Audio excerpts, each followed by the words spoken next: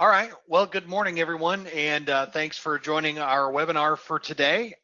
We are going to spend about the next hour or so talking about a very important topic related to our duties and responsibilities as training officers and training chiefs for the various organizations that you represent today. And really what we're going to do is we're going to just talk about a certain part of your training program that many times is overlooked.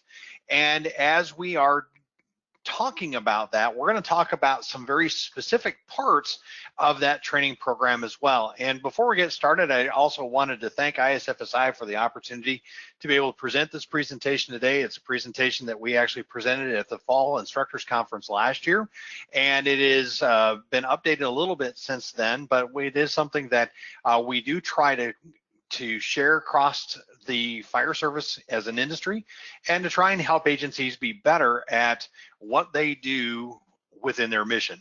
And before we get started, I am going to fully disclose that one of the topics and the main topic that we are going to talk about today is policies. And we're also going to talk about training on those policies. Many times when I start off talking about this presentation and on this particular topic, what we find is a lot of eye rolls and a lot of, well, this is going to be another, hour of my life I'm never going to get back. And the reality is that while policy and policy training may be a topic that for many of you is probably right there with hazmat training and some of the more boring and benign topics that we have to endure as firefighters in the industry, it doesn't have to be that way. And the reality of this is that policy by its very nature is a very important keystone to the overall success of an organization and really is the driver of organizational excellence in many cases. So that being said, one of the other things that we want to also understand about the role of policy is that it is a critical risk management topic, and it is a way that we can enhance firefighter safety and also reduce risk for your organization from a liability standpoint as well. And so in this session, what we're going to do is we're going to really try to give you some tools that you can use to have a very important and an integrated role in the overall reduction of risk and the enhancement of safety for your members by this topic of providing training on policy for your firefighters. So when we are talking about policy, what we're really going to do is we're going to talk about really two different topics. The first one is we want to talk for just a minute about your department's current policy documents. Now we're going to talk a lot about what policy is, what you call them, what the titles of them are, how many different topics you cover, and all of those important conversations we need to have about policy. But then we're also going to talk about how you actually include policy training in your training program and different ways that you can do that based upon the bandwidth that you have as a training officer or as a training division, and then also the different tools that you have in your toolbox to provide training. But the first thing that I want to ask you is, how do you guys and your organization and gals, how do you relay your information about policy to your members? Is this what your policy manual looks like? Now, 5 years ago in my home organization in Branson, Missouri, one of the things that we will readily recognize is that every single policy that we had was in the antiquated 3-ring binder. And yes, we recognize that we were behind a lot of other organizations across the country because we really hadn't embraced technology yet for the purpose of hosting our policy manual and so on. And so if you have these 3-ring binders, or if you have static documents that are how you share information with members of your organization about policy, this is really a tough way of being able to do it with all the technology that's available today.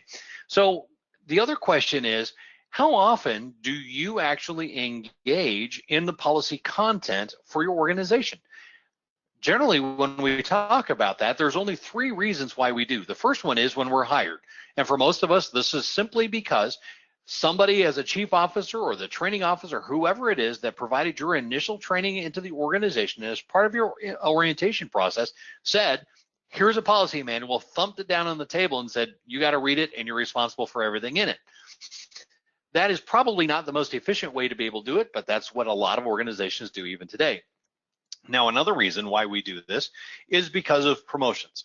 And as part of the promotional process, organizational excellence is knowing what your job is and knowing how to enforce the policies, what the policies are, what time do you report to work, what do you do when somebody gets in trouble, how do you delegate that discipline when it's necessary, and so on.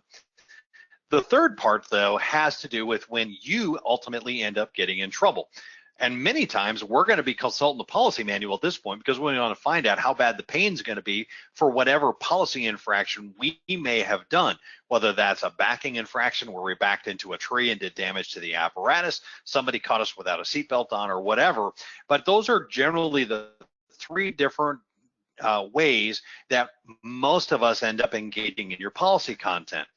Now, while that might be true, the other question is, what do you do when you have a question about what your organization expects? How do you gain access to the policy manual? Do you do that from a mobile device? Do you do that from a computer? Do you go to that 3-ring binder on the shelf even today? Because when we look at those different things, we have to get information, and access to that information is crucial so that we're making sure that we're meeting the organization's expectations. Now, the other thing is when we look at that policy document, no matter what form it's in, whether it's on the computer, whether it's on the internet, whether it's on a 3-ring binder, the other question is what's in there. And when we look at a policy document for an organization, there's a lot of different things that we call them, and we may have reasons why we give it a term or we title it a certain way, and in some cases it's just because it's the way we've always done it. But when we start looking at these different things, there is a very distinct difference between a policy, for example, and a standard operating procedure or a standard operating guideline. And then when we talk about other things like standing orders in EMS, that every single patient you come in contact with, you're going to give them 15 liters of complementary oxygen, or whatever those standing orders are, that every single time this situation is presented to you, this is what you're going to do, are all different examples of different kinds of policy documents that you may have in your policy manual. So let's look at a couple of these a little bit closer, and let's talk about why we have policies versus why we may actually have a procedure or a guideline or a standing order, or as we've indicated here on the slide, maybe it's all of the above.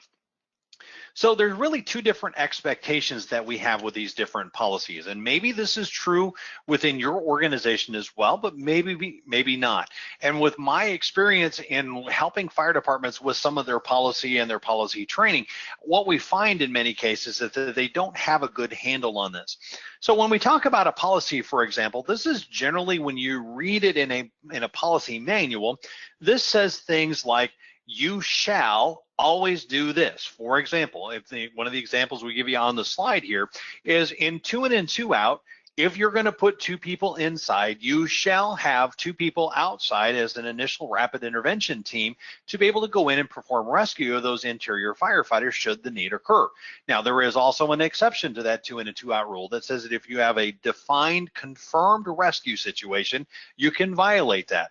But those are really the only 2 scenarios that are played out within the regulation, and it's expected that we follow it 100% of the time.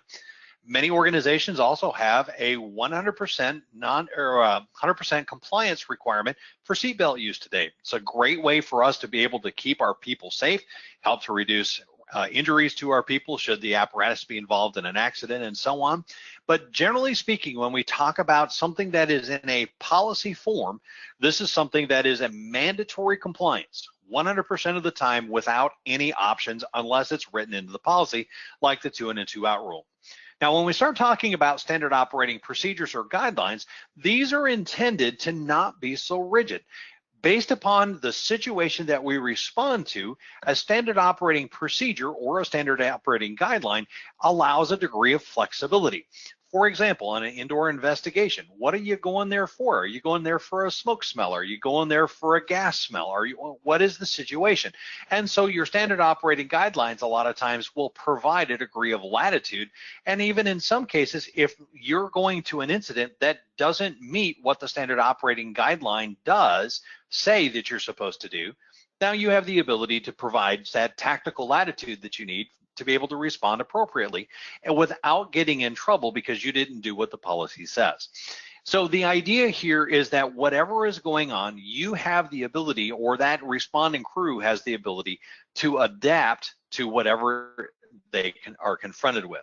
But it's important to remember that in many cases, we'll have a policy, and then we'll also have an accompanying standard operating procedure or guideline.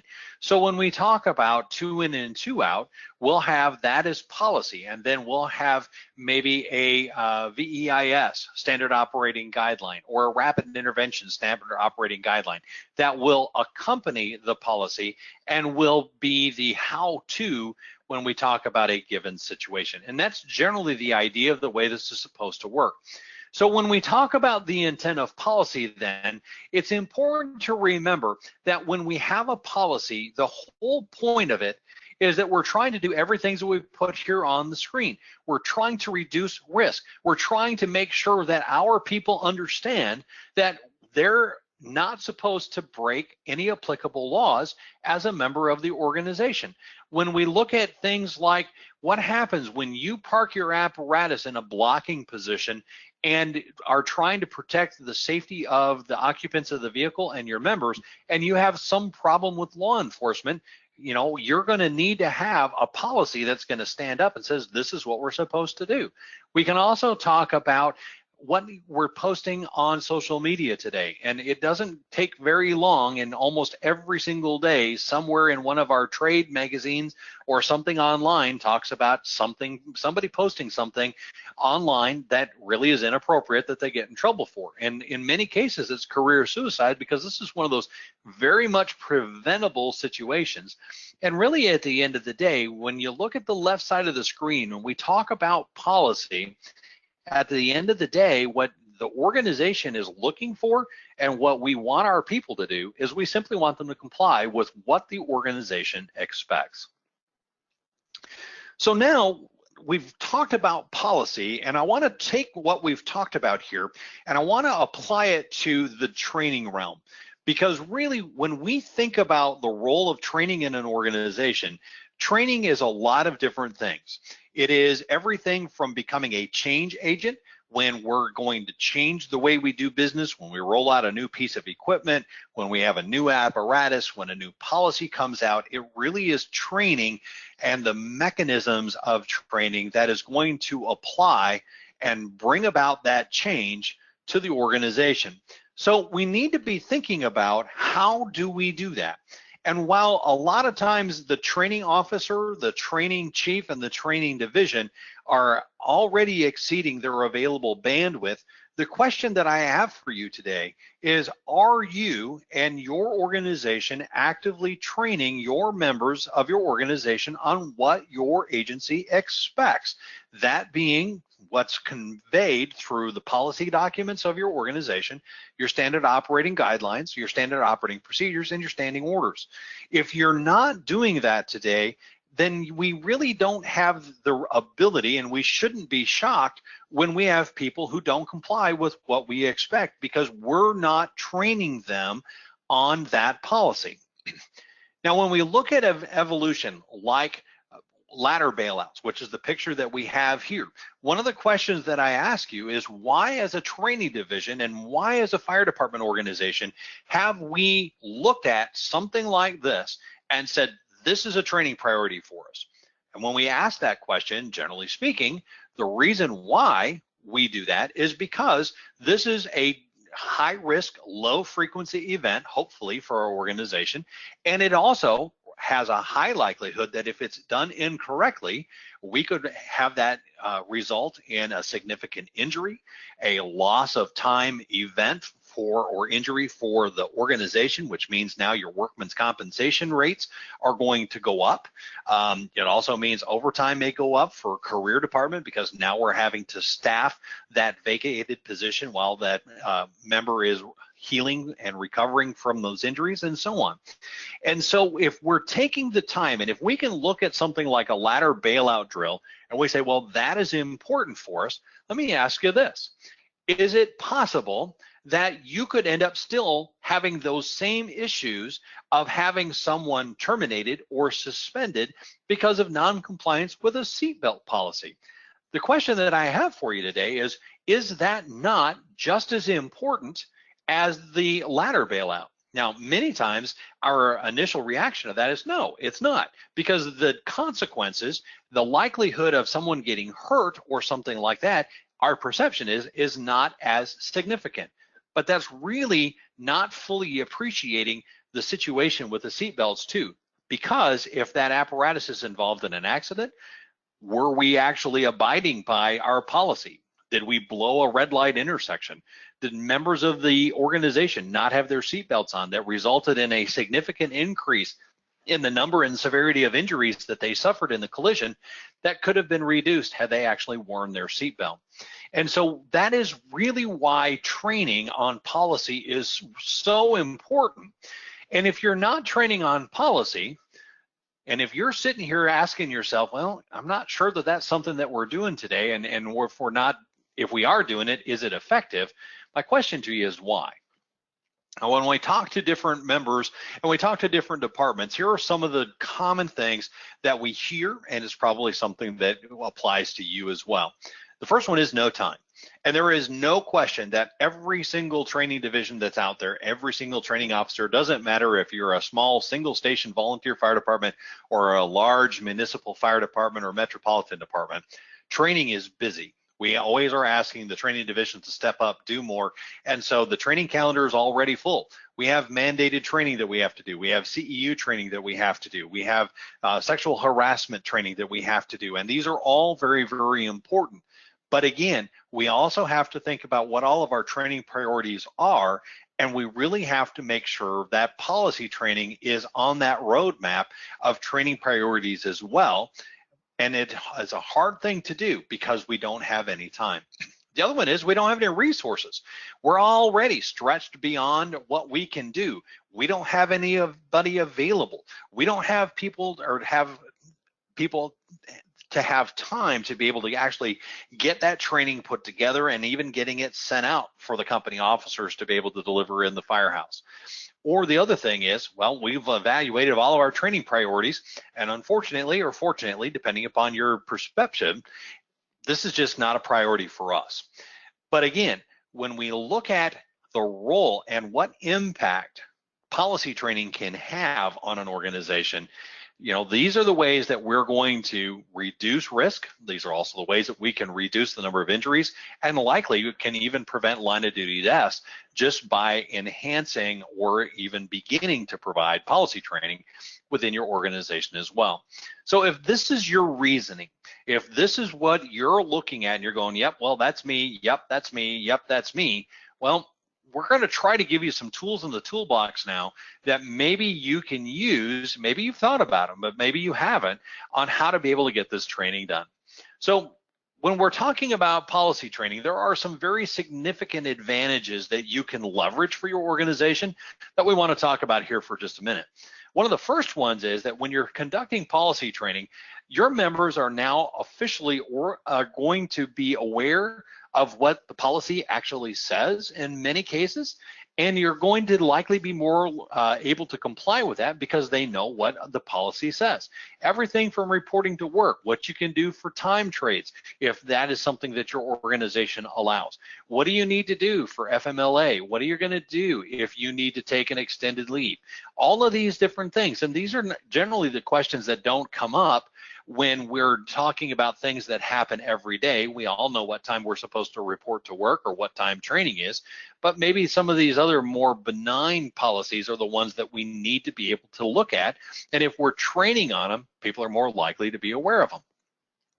By doing so, the net result of that is that you have now the ability to increase policy compliance. Now, if you're a chief officer or if you're a company officer on this meeting today, we all dislike having to conduct discipline. It's a unnecessary, or it's a necessary evil that we have to conduct. And generally speaking, we have to conduct discipline because of non-compliance with policy. So if we really want to reduce the amount of discipline that we have to carry out within an organization, which for many people is perceived as a negative, by increasing our policy compliance has a net result in a reduction in discipline, which is definitely something that is good for the employee, but it's also great for the organization as well. But as we mentioned before, we also have an increase in policy compliance, which results in an enhancement in safety.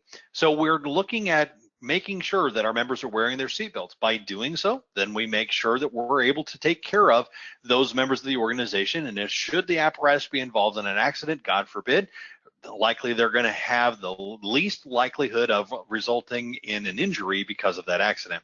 Respiratory protection, washing your structural turnout gear on a regular basis. How many hoods do you have? What is your procedure when you get done with a structure fire? As far as, do you bag it up? Are you in a clean cab program? Whatever these different things are, it is going to enhance the safety of the members of your organization because they're aware of these policies when you roll them out, and then you can retouch on them from time to time. So this is a reduction in risk, which is an enhancement in workplace safety. But also for the organization, this is going to result in less litigation because we're not getting in trouble and we're not doing the wrong thing as often. And then the other thing is that should a lawsuit situation come along, generally speaking, because you're training your people on policy and they're complying with policy, if an award is given, the dollar amount that is actually given is also going to be significantly less. And one of the ways that I can relate that directly to you is that I'm aware of a volunteer fire department that needed a new ladder truck. This was a huge undertaking for them, and they had actually worked through fundraisers and other events for the better part of a decade in hopes to be able to raise enough money to buy a used ladder truck. And they were very, very close to meeting their financial goal, and they were involved in an apparatus accident that resulted in litigation, and they ended up losing about 90% of the money that they had allocated because of that litigation award, and now they don't get their ladder truck. And it was because they did not follow the state statute related to an intersection. And so that was the reason for the high award. So there is some huge consequences from policy non-compliance as well. But another thing that happens in all fire departments today that I've ever been involved with or are aware of is something called the normalization of deviance. If you're not familiar with this term, this is a risk management term that basically talks about that at some point we're trained in what we're expected to do, but as time goes along, we tend to not follow that right to the degree. And we can use seatbelt usage as an example.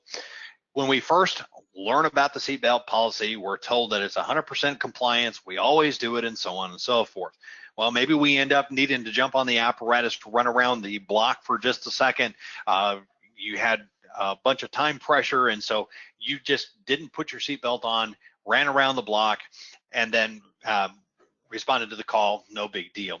And so then from then on, and I understand with seatbelt alarms today that not everybody has the ability to do this, but you know, when we start talking about non-compliance, we might only do it once in a while to begin with, but the more we do it, the more likely we are to continue to do it because there hasn't been any consequences to it.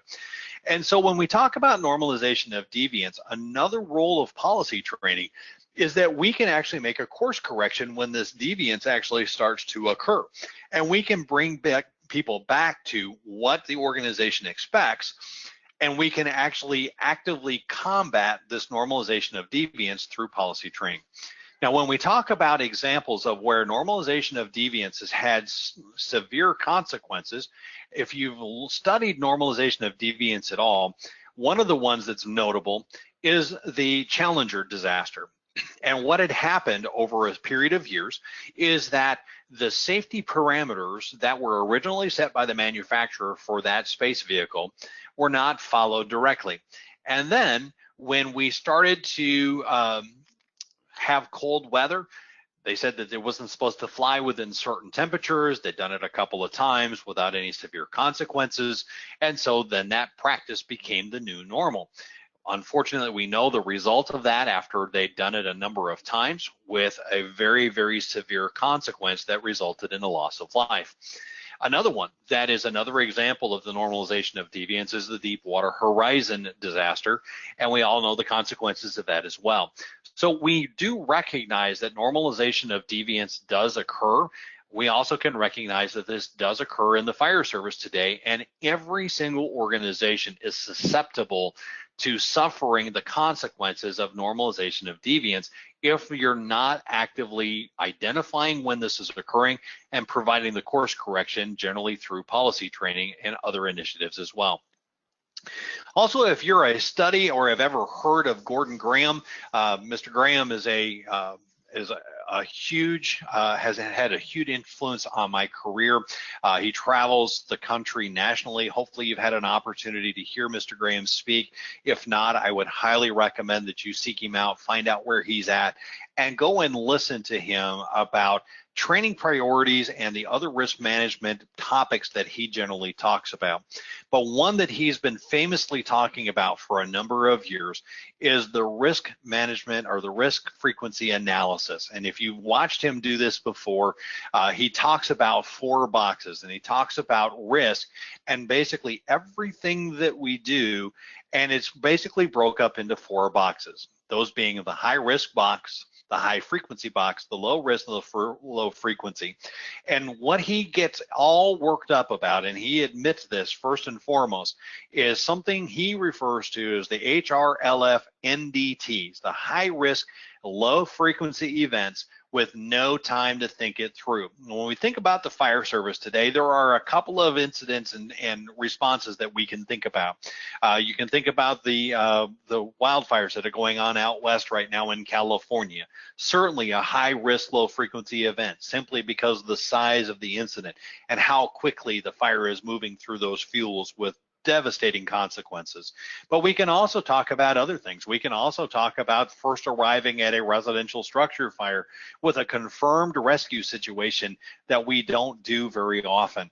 We can also talk about special operations, and we can talk about swift water rescue when we witness somebody entering the water and is likely going to lose their life if we don't take immediate action. And so what Mr. Graham is referring to when we talk about non-discretionary time is when we are forced to act without having the time in which to be able to come up and develop a plan. And that's the reason why he gets all worked up about those. And it's something that we in the training division can have a direct impact on. So when we look at firefighter training, and when we look as a training division at all the different things that we talk about, we can be talking about those high risk, low frequency events and making those the first priority when we talk specifically about policy training, so that we can start looking at, one, do we have policies in our policy manual for things like tactical withdrawal? What do we do when we get someone who becomes violent? What do we do when we go on a medical call and we knock on the door and we hear at first what we think is firecrackers and then realize that someone is actually shooting through the door at us because they believe that we're an intruder? What do you do? We'll talk about persons trapped at structure fires and the swift water rescue events. These are things that we can develop training for, and we can train on policy for, because like when we talk about tactical withdrawal, one of the things we need to make sure our people know is that they have permission, and we expect that should they encounter a violent encounter like that, they have the permission to retreat and find a safe location. Once they do that, they need to relay that information to any other incoming responding units, so that way everybody is aware of this unsafe situation and so on. So that's our first priority when we talk about policy training. In addition to that, a lot of times we also need to think about how do we incorporate policy training when we're doing hands-on tasks. You know, when we're talking about that ladder bailout drill, what are we talking about here? What is the context of it? When are we likely going to perform this? Well, likely it's going to be on a structure fire. Maybe it's a commercial, maybe it's a residential. But we can talk about reviewing the policy applicable for that training, and we can review it before we go out there to perform those critical tasks. So when we're doing our safety briefing, before we start the training evolution for the day, we can include that policy and any applicable standard operating procedures or guidelines and talk about what the organization expects before we do that. Then as we get started, we can use that crawl, walk, run concept and make sure that we're staying within the policies and the guidelines when we're doing that. So when we're at that run level and we're training at the intensity and level of performance that we expect, again, we can verify that that training is in fact compliant with the policy and the applicable standard operating guidelines as well. But at the end of the day, these high-risk, low-frequency events that we're talking about are not ones that we want to do just a couple of times and just run through them and say, well, that's good enough. These high-risk, low-frequency events that we're training on, that we have this applicable policy for, the standard operating procedures and guidelines for, these are the ones that we need to train over and over and over again until mastery of those skills are actually achieved. Now, so how do we roll out this training? Because one of the arguments that we talked about before on why we're not doing this today is that because we don't have the bandwidth to do it, that's the reason why we're not doing it. Well, we also have to remember that in the world of the fire service today, technology is something that we can leverage more and more. So there are other different ways that we can provide this training. Now, some of you on the call today likely are doing some degree of policy training already. And maybe the way that you're doing this is through a briefing program.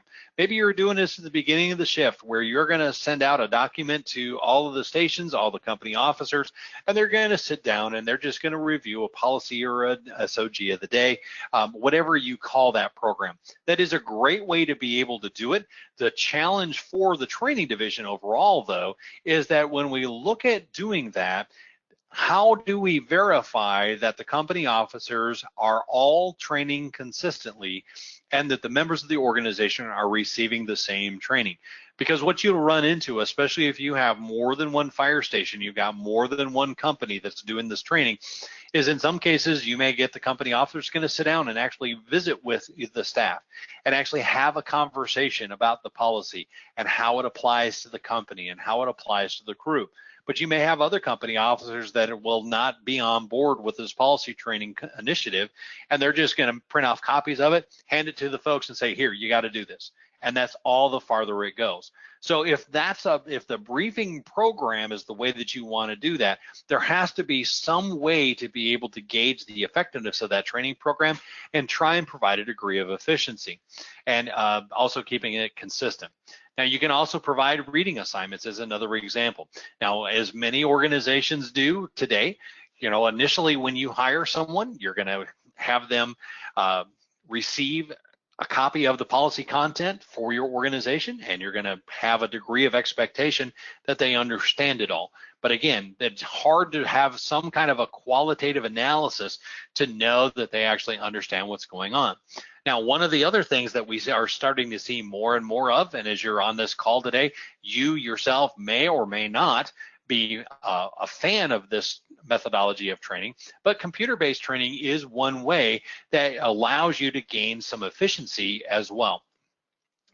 But ideally, the right way to be able to provide policy training is in some degree to provide some kind of a mix, to where you may be providing some documents where your companies are training during a briefing or at the beginning of the shift. Maybe there's some reading assignments out there, maybe during the promotional process or something like that. But also, as you're looking at much of the other parts of this as well, a mix of this is going to allow, when we think about how our students and how the members of our organization learn, we're going to reach those different learning domains and be able to help all of our members retain much of the information that we're presenting. But again, one of the ways that we can leverage the limited bandwidth that the training division has today is that we can embrace technology. And it really is one of the things that I feel we as a fire service can do a better job of, to reach our newer members that have now had electronic devices in our hands for a long time. Now, when we talk about embracing technology, there's a couple of different ways that you can do this. One of the ways is a program called Moodle. Now, some of you may have heard of Moodle before.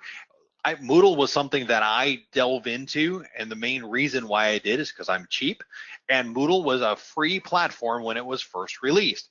The only challenge is you also have to be familiar with computer code in order to be able to program Moodle to be able to do the things that you want it to do. And so if you're tech savvy, maybe Moodle is something that if you're not already delving into, maybe it's something you want to look at to be able to embrace this technology piece and to be able to gain some bandwidth and some efficiency in reaching all the members of your organization. Another platform that's out there that does have a little bit of cost to it, but it's a very robust platform, is the Google Classroom, as another example. Now, there are also vendor provided content out there. Some of that is available through ISFSI. There are other vendors out there as well. Lexipol is a policy provider that has this platform. You've also got Target Solutions, and there truly are many different outlets and technology vendors out there that can help you leverage the limited time that you have to gain a lot of efficiency, to provide some accountability for making sure that policy training occurs, and how do you track all of that. The main thing is, what is your budget?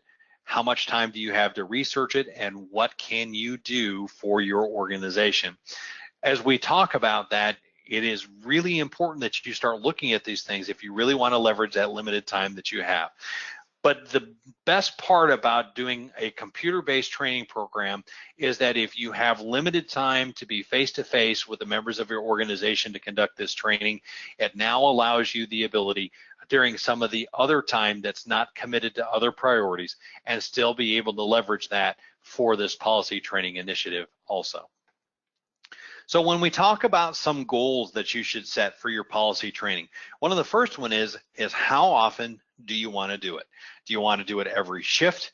Do you want to do it once a month? Do you want to do it once a week? But deciding how many policy documents you have and then how often you want to provide this training will be an important benchmark and an important goal for your training program. One of the things that you should be thinking about is, are we wanting to cover 100% of your policy content? If so, the frequency is probably going to have to be fairly often in order to be able to do that. It's one of those that you're probably not going to be very effective with your policy training program overall if it's going to take you 5 years in which to be able to cover all of the policy documents that you feel are important as part of this training program. So frequency is one of the questions that you need to ask yourself. So again, are we covering all the policies? Are we covering the high risk, low frequency events that we talked about? But you need to be thinking about how you're going to do that. Also, another part of your policy training should be, how do you leverage this policy training program when a new policy comes out, or if there is an update to existing policy content that you have. Maybe we're changing a standard operating guideline because we've had a change in apparatus type. Maybe we've got a new ladder truck that's 100 feet instead of 75 feet with a bucket on the end of it. So now we have to figure out how to train our people on that and how we get that policy content out there as well. And it is a convoluted process at times, because in order for the training division to roll out training for it, the administration division actually has to make the changes to policy content first. Sometimes there's a disconnect there, and so trying to keep this all together can be a challenge at times, but it is really important to make sure that the policy training that you have is effective.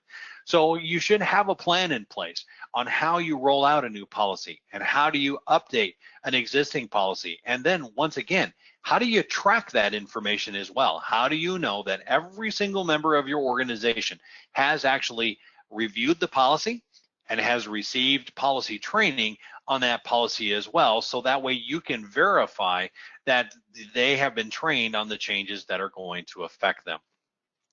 So obviously, when we talk about policies, compliance and accountability is an important part of that. Being able to show, especially in a litigation situation, that your members had all received training on this particular infraction and that they knew what was going on, so that way hopefully there is not this perception that the members of your organization felt that they were above the law and that they just didn't need to comply with it for some reason. So non-compliance is, again, that deviation from what we normally do, and we don't want that to become the new normal. The idea here is that training is intended to be proactive. What we want training to be able to do is to not only help us with new policies, but as we have existing policies on the books, if we have people that are deviating from that, being able to get that course correction made to get them back following with the policy the way we want them to. Also being able to verify that there's that accountability piece that is necessary to ensure compliance, and we can show as an organization that we're actively training our people on what we expect them to do. Sometimes corrective actions is also needed though. And as part of discipline, we can show that this person failed to comply with the organization's expectations, and then training can be part of that corrective action as well to get them back in compliance with what's going on. So additional ongoing training for those members, discipline to go along with it, will help you to leverage that corrective action when it's necessary. So this sounds like a lot of work, and it is at times, but there is a lot of benefit to providing this policy training as well.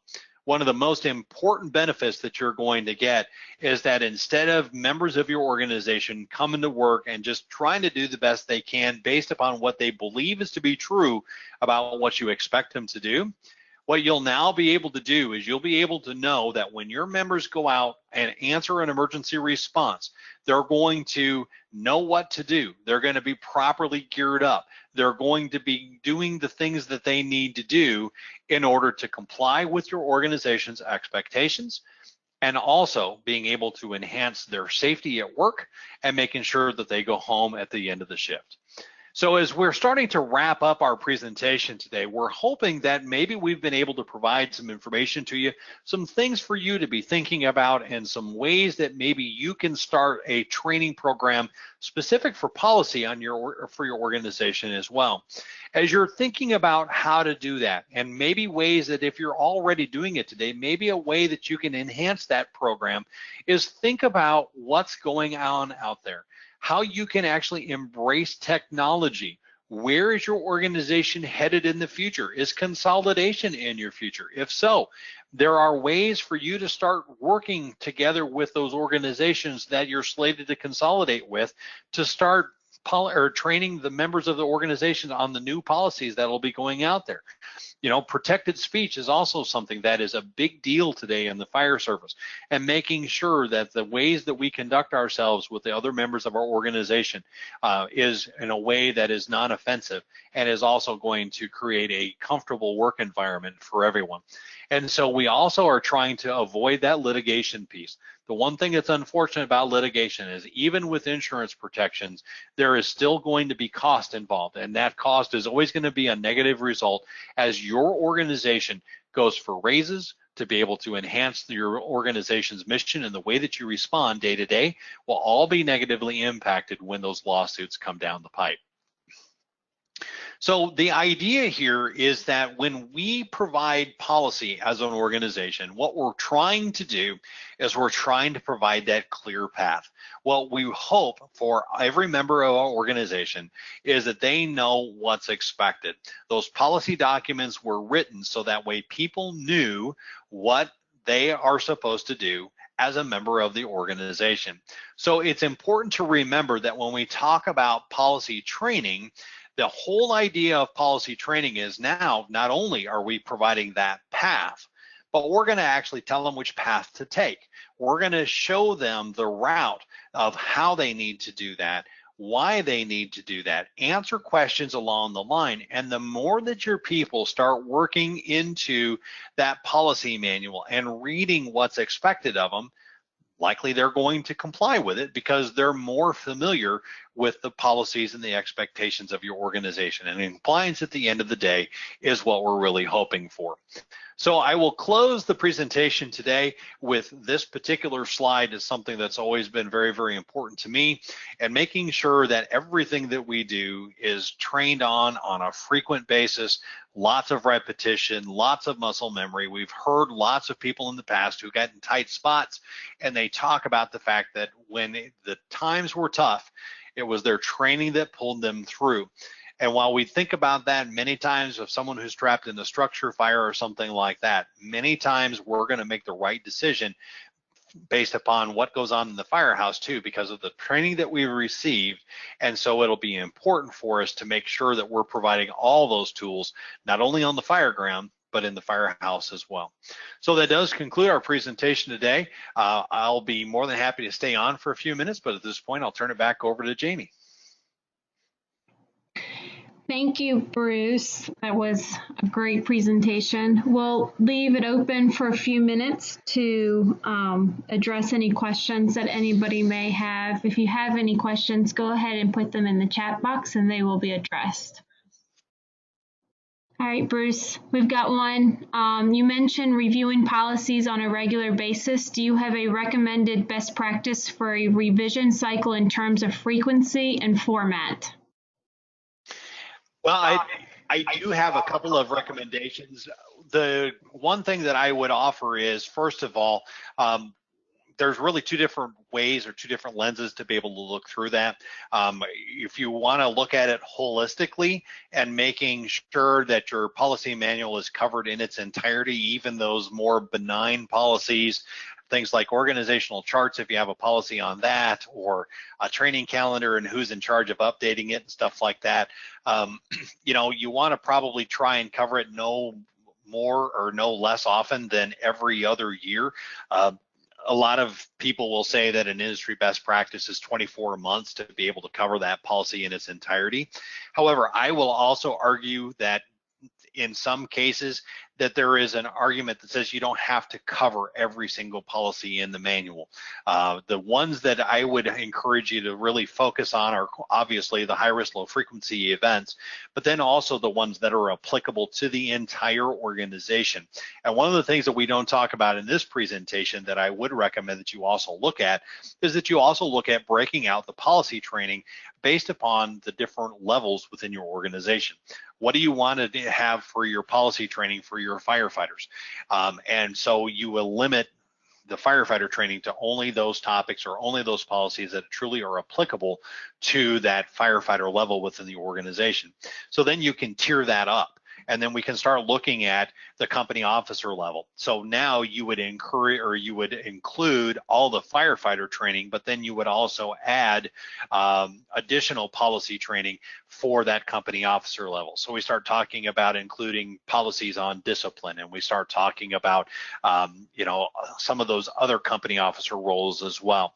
And then you can even tier it up to the chief officers. And if there are policies in the manual that are needing to be included at that level as well. So there are a couple of different ways to be able to look at that. And so as we look at those different ways, really it's up to the organization to decide what that best practice is for your organization needs. But there's a couple of recommendations and a couple of ideas that maybe will help you out.